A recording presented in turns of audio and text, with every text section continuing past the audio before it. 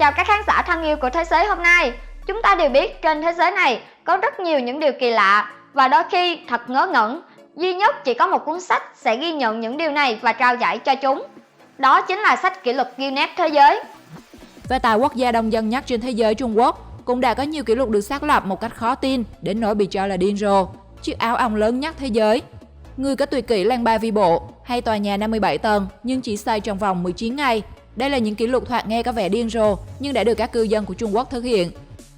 Nếu các bạn còn đang nghi ngờ về tính chân thực của những kỷ lục vừa nêu thì chúng ta xin mời các bạn xem video ngay sau đây để biết về 10 kỷ lục điên rồ nhất mà Trung Quốc đang nắm giữ. 10. Tòa nhà 57 tầng xây trong 19 ngày. Bạn nghĩ một tòa cao ốc 57 tầng phải mất bao nhiêu lâu để xây dựng? 1 tháng hay 1 năm? Chắc hẳn trong số các bạn sẽ không ai nghĩ rằng nó có thể hoàn thành trong vòng 19 ngày.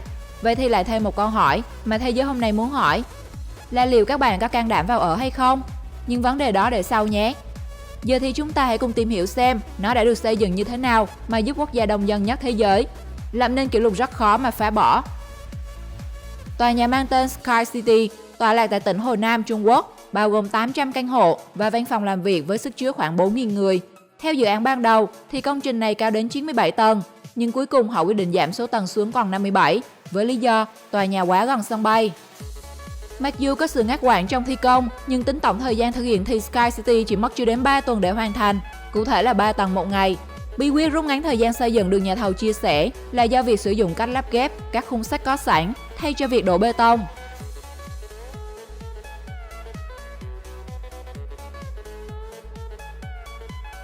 Chiến Sen Shaolin, người có tuyệt kỹ lang ba vi bộ. Kỷ lục tiếp theo trong danh sách hôm nay sẽ càng làm bạn khó tin hơn, đó chính là kỷ lục về nhảy dây, bộ môn khá quen thuộc với thời học sinh của các bạn nhỉ. Nhưng chắc chắn sẽ không bạn nào lại nhảy dây nhanh một cách đáng sợ như anh chàng thiếu niên Trung Quốc Sen Shaolin. Nhiều người tin rằng anh chàng này có tuyệt kỹ lang ba vi bộ giống như trong bộ phim Thiên Long Bát Bộ.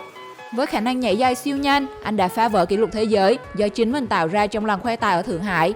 Ở giải Double Dutch 6, Sen đã thực hiện thành công 228 lần nhảy dây trong 30 giây, phá vỡ kỷ lục của chính mình với 208 lần nhảy dây vào năm 2016. Ngoài ra, Sen còn phá vỡ 5 kỷ lục khi là thành viên tuyển Trung Quốc tham dự giải vô địch nhảy dây thế giới ở Oslo, Na Uy hồi đầu năm 2019.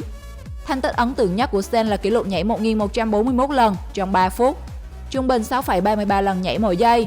Còn bạn thì sao? Mỗi giây bạn sẽ nhảy được bao nhiêu lần nhảy?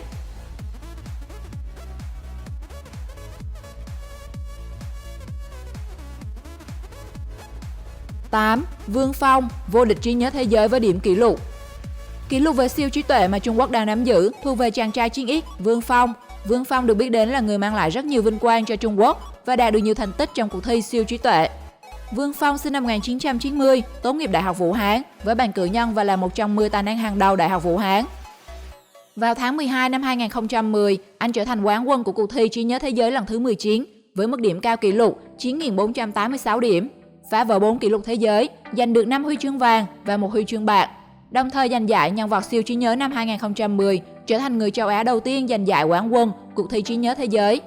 Tham gia 5 trong 6 mùa siêu trí tuệ, từ một thành viên rồi trở thành đội trưởng, Vương Phong đã từng bước thể hiện bản lĩnh và tài năng của mình khi nhanh chóng hoàn thành việc tìm được chiếc chìa khóa thích hợp để mở khóa ở mùa đầu tiên và tiếp tục tạo ra kỳ tích khi chỉ trong 8 giây anh đã nhớ 2 bộ mạc trượt và 272 lá bài, hoàn toàn đánh bại đối thủ ở mùa 2.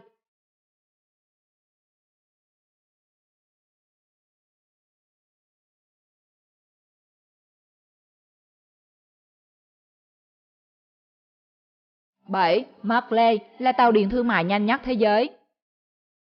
Những quốc gia sở hữu tuyến đường sắt cao tốc hiện đại và đắt đỏ bậc nhất thế giới hiện nay cũng chính là những quốc gia giàu có, lớn mạnh và có trình độ khoa học kỹ thuật cực cao. Tất nhiên không thể thiếu Trung Quốc rồi phải không các bạn? Quốc gia này đầu tư xây dựng đường sắt cao tốc với tốc độ chóng mặt kể từ năm 2007 và hiện là mạng lưới lớn nhất thế giới với 9.356 km đường ray. Trong đó, Shanghai Markley Train là tàu thương mại nhanh nhất thế giới với vận tốc tối đa lên tới 430 km/h. Đây là tuyến đường nối sân bay quốc tế Pudong và vùng ngoại ô của Thượng Hải để chạy hết quãng đường dài 30,5 km. Markley chỉ mất 8 phút di chuyển. Với tốc độ vận hành như thế thì đoàn tàu này còn nhanh hơn cả vận tốc của đua xe công thức 1.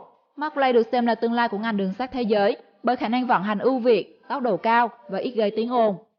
Marley vận hành trơn tru và êm hơn so với các tàu sử dụng bánh xe, đồng thời không bị ảnh hưởng bởi thời tiết.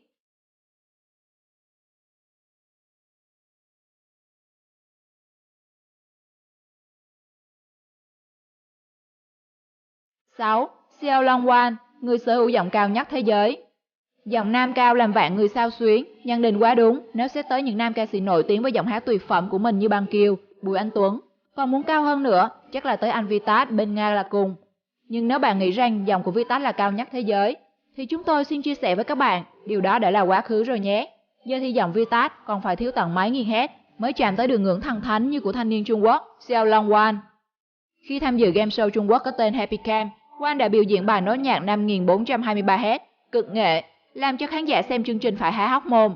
Sau khi các giám khảo đánh giá phần trình diễn của anh chàng bằng một thiết bị đo lường đặc biệt, Xiao Long Wan đã chính thức được trao tấm bằng, chứng nhận kỷ lục Guinness trong sự trầm trồ của mọi người.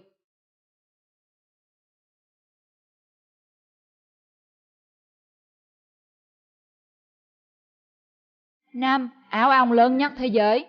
Đây là một trong những kỷ lục được xem là điên rồ của người Trung Quốc, bởi nó rất nguy hiểm. Các bạn có thể tưởng tượng ra khung cảnh hàng trăm ngàn thậm chí là hàng triệu con ong bám vào người, và loài ong thì không hề hiền lành với bất kỳ ai. Tuy nhiên các bạn có đồng ý với thế giới hôm nay là con người chúng ta luôn thích mạo hiểm, thích chinh phục và làm những điều khác lạ. Chính vì vậy mà ông Cao Bình Quốc, một người nuôi ong ở tỉnh Sơn Đông, Trung Quốc, thay vì mặc áo vải bình thường, ông lại thích mặc áo ong.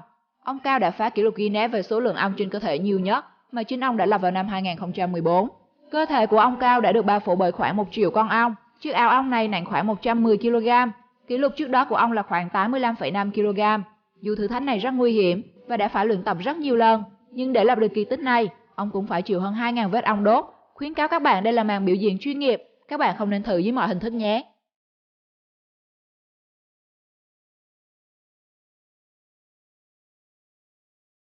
Bốn. Kỷ lục về xe tự lái. Chúng ta đều biết, ngành công nghiệp xe hơi luôn thay đổi và Trung Quốc là nơi đang đầu tư rất nhiều vào công nghệ xe hơi tự lái trong những năm gần đây, bởi họ đang muốn cho thế giới thấy sự tiến bộ của họ đã đạt được bằng những kỷ lục. Cuối năm 2018, hãng ô tô Changan Automobile đã giành được một danh hiệu kỷ lục Guinness khi thực hiện một cuộc diễu hành lớn nhất với những chiếc ô tô tự lái tại khu vực chạy thử Điếm Giang, Trùng Khánh. Tổng cộng có 55 chiếc SUV Changan CS55 tự lái và tạo thành một đoàn xe di chuyển với tốc độ 30 km/h trong 9 phút 7 giây để hoàn thành quãng đường dài 3,2 km. Mỗi chiếc di chuyển cách nhau không quá 2 thân xe, gần hơn so với điều kiện tiêu chuẩn.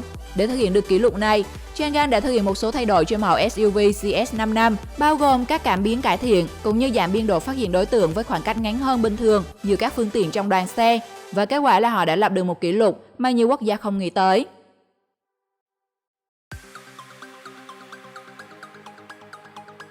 3. Cầu có điêu khắc tạo hình Tây Phật lớn nhất.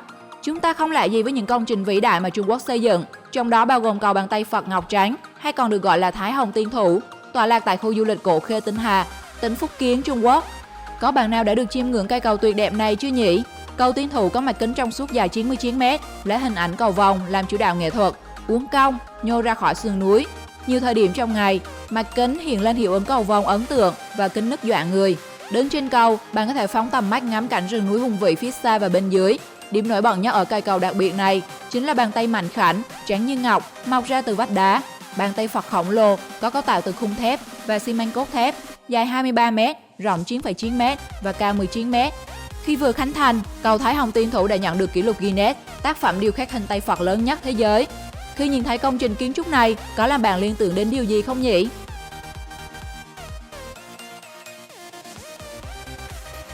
2. Đĩa cơm rang lớn nhất thế giới. Có lẽ món ăn này không còn xa lạ gì với mọi người.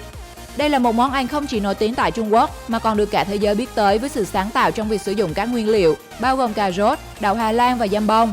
Nhưng các bạn có nghĩ người ta sẽ lập được kỷ lục thế giới về món ăn này? Cũng như bà Tân Vlog đã làm những món ăn siêu to khổng lồ, thành phố Dương Châu cũng đã làm món cơm rang siêu to và lập nên kỷ lục thế giới nhân kỷ niệm 2.500 năm thành lập. Khoảng 300 người đã được huy động để chế biến lượng cơm rang nặng hơn 4 tấn. Lượng cơm này đã phá vỡ kỷ lục đĩa cơm rang thiết lập tại Thổ Nhĩ Kỳ với trọng lượng 3.150 kg. Tổ chức kỷ lục thế giới Guinness ban đầu đã công nhận danh hiệu này, nhưng sau đó đã thu hồi vì hạt cơm được cho là vẫn sống sau 4 giờ chế biến. Rồi cả chuyện cơm rang được chuyển tới một trang trại để làm thức ăn cho lợn. Câu chuyện thực hư như thế nào thì chúng ta vẫn cảm thấy tiếc cho một kỷ lục độc đáo của người Trung Quốc phải không các bạn?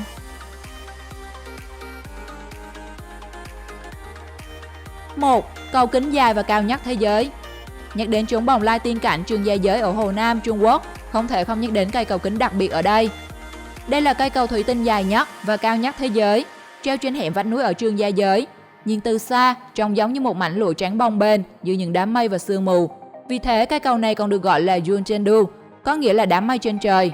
Đứng giữa cầu, bạn có thể nhìn ngắm toàn bộ vách núi, quang cảnh núi rừng hùng vĩ. Cầu có chiều dài 430 m, nằm ở độ cao 300 m. Phần phía dưới của cầu được lát bằng thủy tinh trong suốt, tạo cho du khách cảm giác cực kỳ hấp dẫn và có tầm nhìn cực tốt để ngắm toàn bộ quang cảnh. Nếu bạn là người yêu thích sự mạo hiểm, khám phá những điều mới lạ, thì đây sẽ là nơi để trải nghiệm tuyệt vời. Hấp dẫn là vậy, nhưng điều này không dành cho những người yếu tim, sợ độ cao đâu nhé. Cảm ơn các bạn đã xem video. Bạn ấn tượng với kỷ lục nào nhất? Theo bạn, kỷ lục nào là điên rồ nhất? Hãy comment ý kiến của bạn ngay bên dưới để mọi người cùng biết nhé. Nếu cảm thấy video hôm nay thú vị, hãy like và share cho nhiều người cùng xem. Cuối cùng, các bạn đừng quên follow kênh để không bỏ lỡ bất kỳ video nào của Thế giới hôm nay. Xin chào và hẹn gặp lại!